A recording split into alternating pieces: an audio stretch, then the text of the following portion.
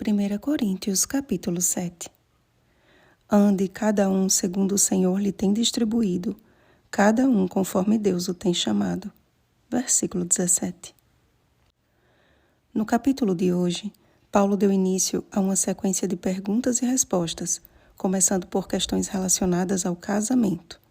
Para uma igreja que estava sofrendo os efeitos da imoralidade, os conselhos do apóstolo, se obedecidos, teriam um papel fundamental na restauração de sua moral e avanço da obra. Apesar de ter optado pelo celibato, por entender a vontade de Deus para a sua vida, Paulo não impôs tal condição como uma regra a ser seguida, mas a igualou ao casamento, no sentido de que ambos são aprovados por Deus quando discernidos espiritualmente. Ao colocar a mulher em pé de igualdade com relação ao marido, nos direitos e deveres conjugais, Paulo deixou bem claro que, diante de Deus, ambos são responsáveis pela felicidade ou pela infelicidade no lar. Ele ainda destacou a prática sexual como fundamental para um casamento estável e próspero. Não vos priveis um ao outro. É uma das mais importantes frases de impacto nesse sentido. O sexo dentro do casamento entre um homem e uma mulher tem a plena aprovação de Deus, observados os princípios bíblicos, e deve ser uma entrega de ambos os cônjuges pelo prazer de fazer o outro feliz. Se o meu corpo pertence ao meu marido e o corpo do meu marido me pertence, deve haver um mútuo consentimento e consciência de que a abstinência prolongada pela indiferença de uma das partes abre uma grande brecha para Satanás e suas tentações.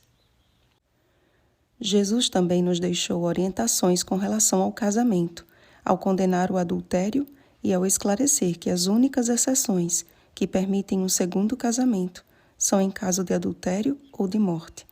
Portanto, quando Paulo diz que é ele quem fala e não o Senhor, não está afirmando que aqueles conselhos não são inspirados, mas que ele abordará questões das quais Jesus não tratou.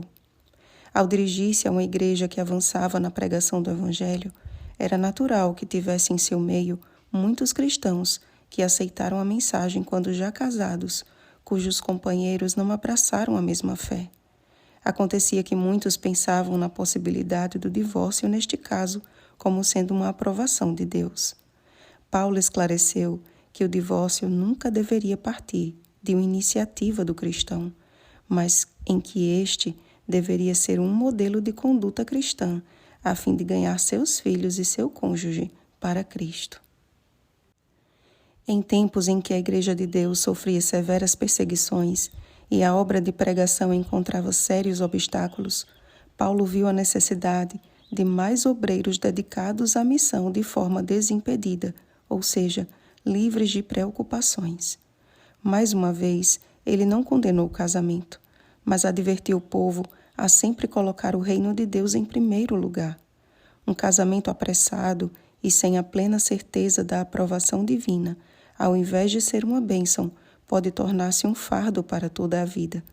E um casal que possui a plena consciência de seus deveres matrimoniais precisará dividir as coisas do Senhor com as coisas do mundo, de como agradar um ao outro.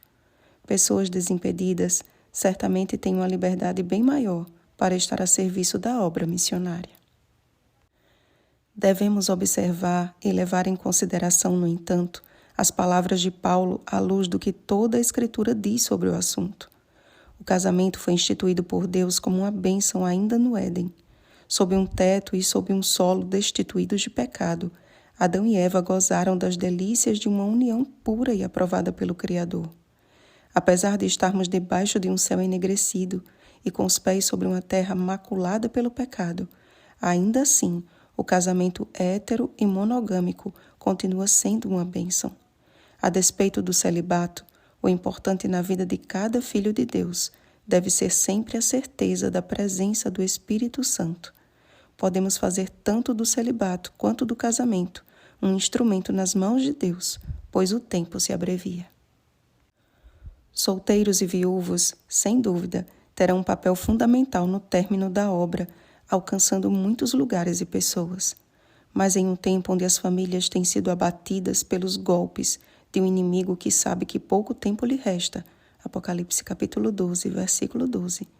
As famílias fundamentadas na rocha que é Cristo terão uma influência e missão tão nobres quanto foi com Noé e sua família, que independentemente de seu estado civil atual ou qualquer outro aspecto, lembre-se que o que vale é guardar as ordenanças de Deus e permanecer fiel a Ele naquilo em que foi chamado, pois o tempo se abrevia. Oremos, amados. Nosso Deus e Criador, o Senhor instituiu o casamento no Éden como uma bênção à humanidade. Marido e mulher possuem o sagrado privilégio de procriar e constituir uma família, podendo viver na terra um pedacinho do céu. Derrama a tua bênção e o teu espírito sobre cada lar dos teus filhos, e mesmo que muitos sejam chamados a abrir mão do casamento, que de igual forma a tua bênção e o teu espírito sejam sobre eles. Quer em família, quer no celibato, faze de nós atalaias da tua verdade, de forma que fique claro para o mundo que temos o Espírito de Deus. Em nome de Jesus. Amém. Vigiemos e oremos. Bom dia, chamados à paz de Cristo. Oremos pelo batismo do Espírito Santo. Oremos uns pelos outros. Rosana Garcia Barros.